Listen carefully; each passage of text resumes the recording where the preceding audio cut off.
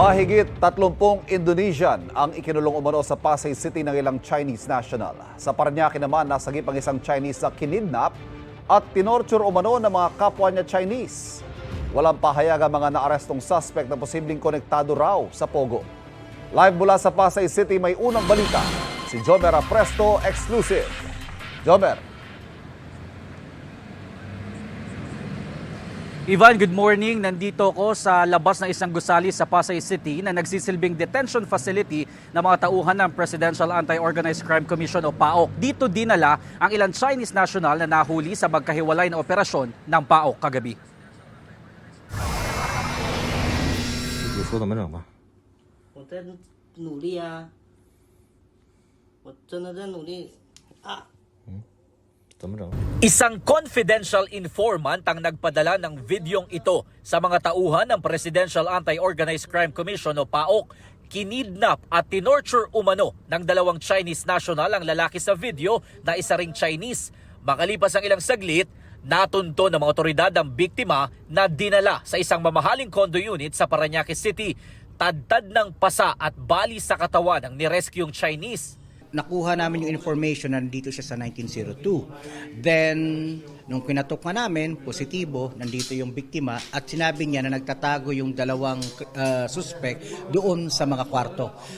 Nahuli naman ang isang suspect na siyang pinaniniwala ang may hawak ng baril sa video. Sa kuhang ito, puwersahan ng binuksan ng mga tauhan ng PAOK ang kwartong ito kung saan nagtatago ang isa pang suspect.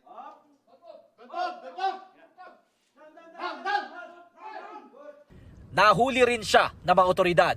Dito sa kwartong ito sinasabing tinorture ng mga suspect ang Chinese national na biktima. Kabilang sa mga na-recover ng PAOK dito ang ilang kagamitan tulad nitong mga panaksak at pamalo na ito.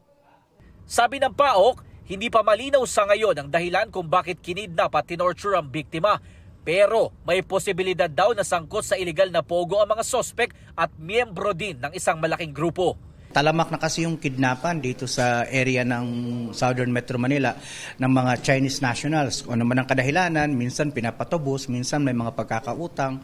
Isa sa ilalim sa immigration biometrics sa mga suspect at ite-turn over sila sa pulisya para sa investigasyon. Wala silang pahayag.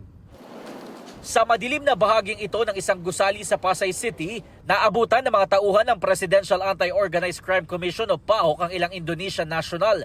Sinubukan daw nilang tumakas sa pag-aakalang huhulihin sila ng mga otoridad. Sabi naman ng PAOK, rescue operation ito para sa mga Indonesian national na empleyado ng Pogo at umano'y illegal na identity ng kanilang amo na Chinese national.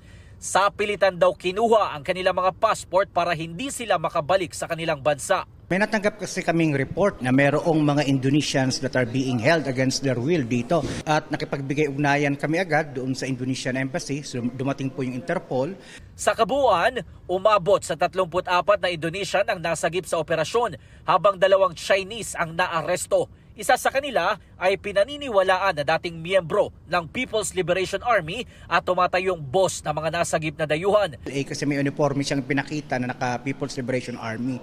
Dati siyang may kaso ng kidnapping at meron siyang warrant of arrest for kidnapping. Ngayon, pinakita niya na dismiss na raw yung kaso niyang yon. Pero aalamin pa natin kung habang ang isa pang nahuli, finance officer daw doon. Base sa impormasyon na nakuha ng PAOK, halos kasasara lang ng Pogo kung saan nag-ooperate ang mga Indonesian national. Pero hindi raw naniniwala dito ang PAOK dahil ilan sa nakausap nila ay halos katatanggap lang ng sahod kahapon. Posible rin umano na dinadala sa ibang Pogo hub ang mga biktima. Sabi naman ng PAOK, ilang dayuhan doon ang inaalok ng mga Chinese national para magpunta ng Cambodia.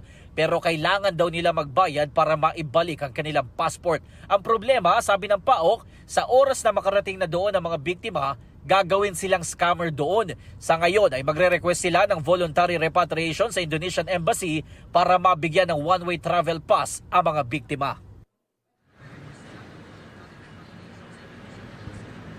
Ivan, patuloy pa na inaalam ng mga otoridad ang background ng mga Chinese national na nahuli sa magkahiwalay na operasyon ng PAOK kagabi. At yan ang unang balita mula dito sa Pasay City. Ako po si Jomer Apresto para sa GMA Integrated News. Kapuso, huwag magpapahuli sa latest news and updates. Mag-iuna ka sa balita at mag-subscribe sa YouTube channel ng GMA Integrated News.